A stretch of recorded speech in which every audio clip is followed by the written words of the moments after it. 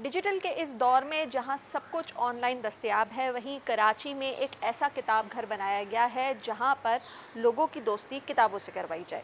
यहाँ ना सिर्फ कुतुब बीनी के शौकीन आते हैं, बल्कि यहाँ पे सियासी और तामीरी मुकालमे भी होते हैं। इस किताब घर में और ऐसा क्या है कि नौजवान दिलचस्पी ले रहे हैं, आइए जानते हैं उन्हीं की ज़ुबानी। 6-7 लड़कियां हैं एंड हमने मिलके स्टार्ट किया एंड एक कल्चरल लिटरेरी स्पेस चाहिए था।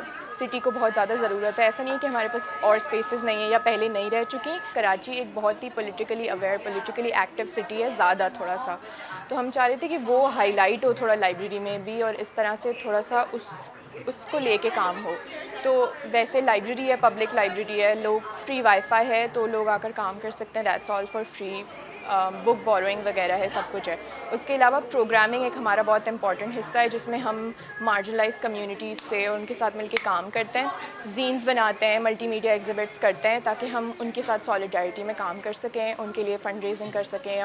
ऐसी जो स्पेसेस होती हैं जो हमें कुछ चार्ज नहीं करें, तो हमारे लिए बहुत कन्वीनियंट है क्योंकि एज अ स्टूडेंट हमारे पास मोस्टली पैसे होते नहीं हैं।